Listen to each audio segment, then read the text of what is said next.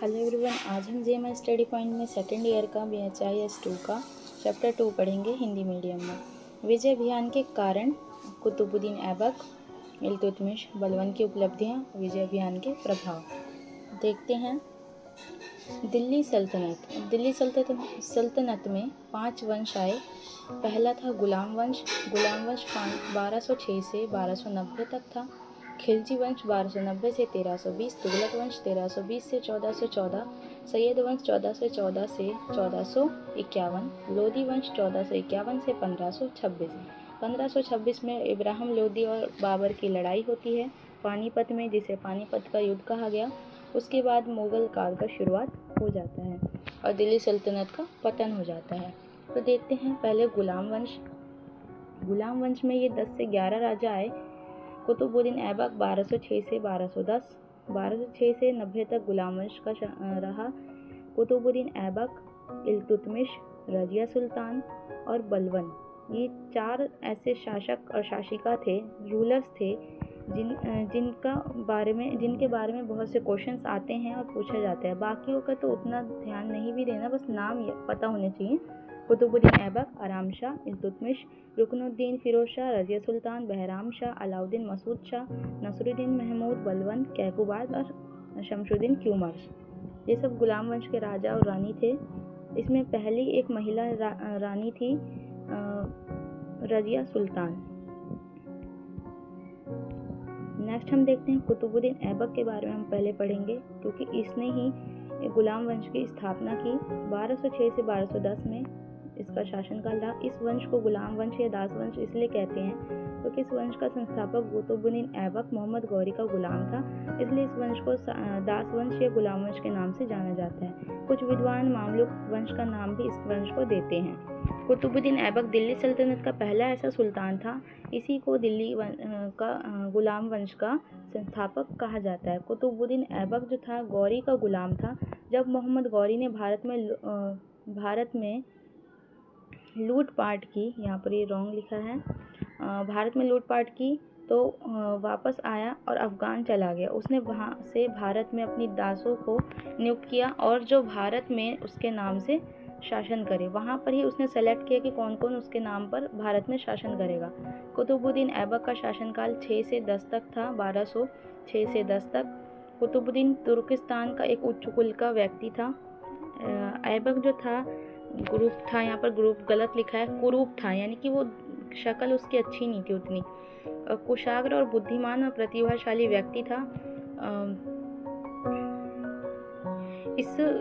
इस कुल में ही उसे गुलाम बनाकर निशापुर फारस देश के कई फखरुद्दीन के हाथों कई बार बेचा गया। उसको कई कुलों में बेचा गया, कई वंशों में। उसके बाद उसको निशापुर फारस के देश का गुलाम बनाकर फखरुद्दीन के हाथों बेच दिया गया। फिर क्या होता है, कुतुबुद्दीन ऐबक, फखरुद्दीन की मृत्यु के बाद उसके पुत्रों ने ऐबक को बेच दिया। फिर बाद में बिकते बिकते उसे मोहम्मद गौरी ने खरीदकर अपना गुलाम बनाया।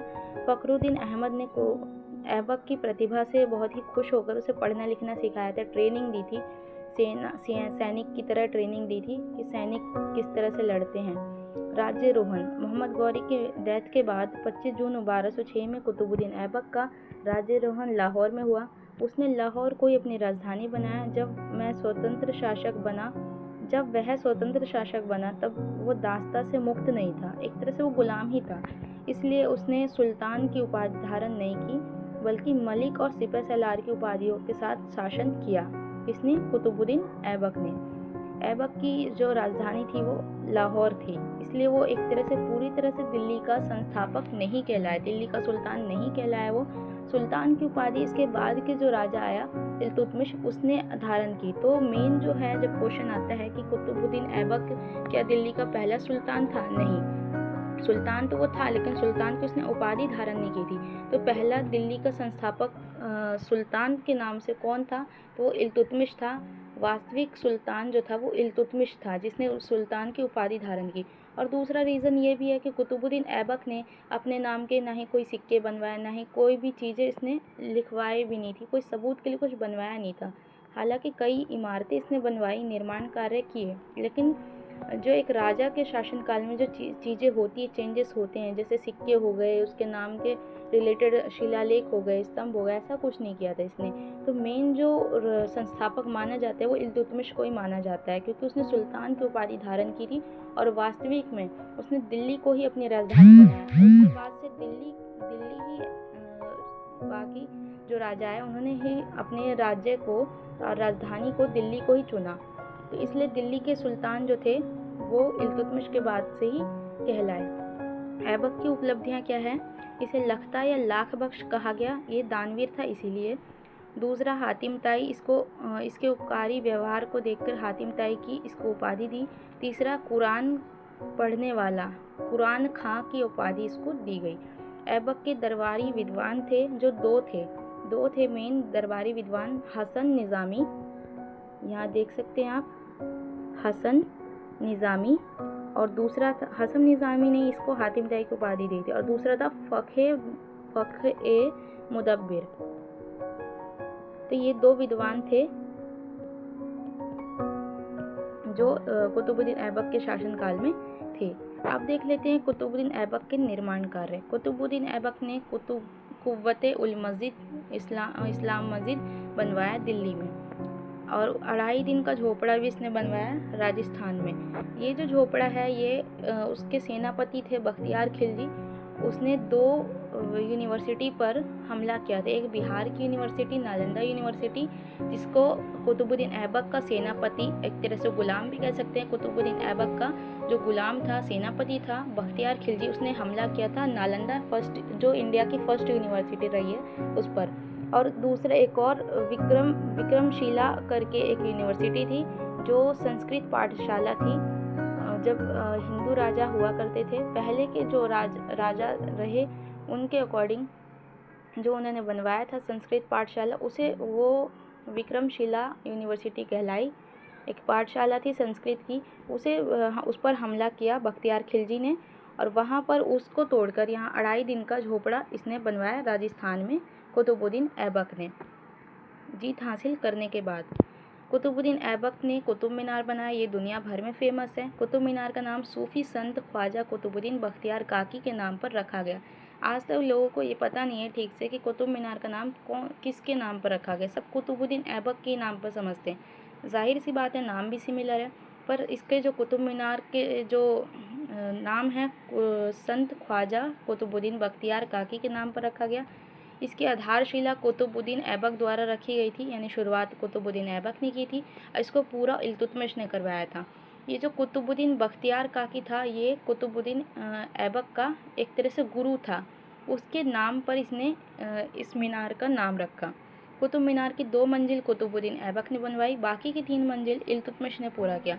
बीच में क्या होता है, कुदरती घटना होती है, बिजली गिर जाती है कुतुब मीनार पर, तो इसका शीर्ष का जो है भाग टूट जाता है ऊपर का, तो इसको पुनर्निर्माण रेनोवेशन फिरोज शाह तुगलक ने करवाया।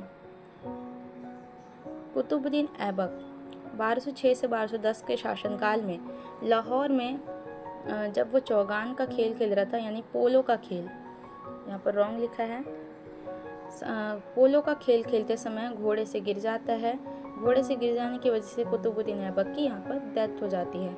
अब ऐबक की डेथ के बाद इसका बेटा या फिर इसका सेनापति या फिर एक तरह से दोस्त भी कह सकते हैं, इस बात को लेकर कई विद्वानों में बहुत ही मतभेद है कि इसका बेटा था कि कौन था ये, पर कोई भी रिश्तेदार तो ज़रूर था ये आराम शाह जो है।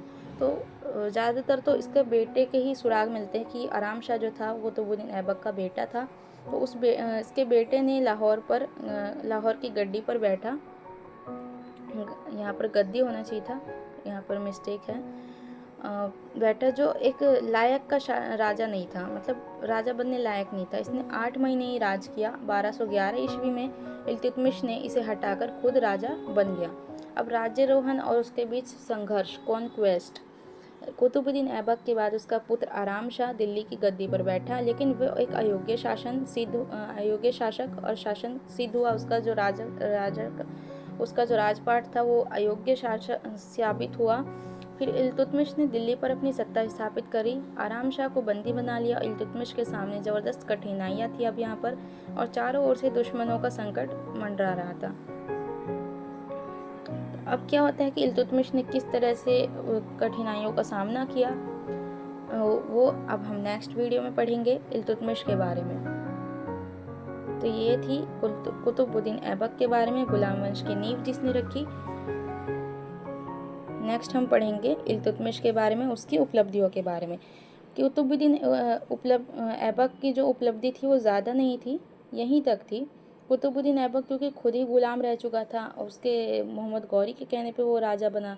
मोहम्मद गौरी के डेथ के बाद फिर वही दिल्ली का राजपाट संभाला उसने। फिर धीरे धीरे कोई सोच भी नहीं सकता था कि इस राजा की वजह से धीरे धीरे दिल्ली पर इतने सारे राजाओं का शासन चलेगा और इतने लंबे टाइम पीरियड तक चलेगा। नेक्स्ट हम इल्तुतमिश के बारे में देखते हैं।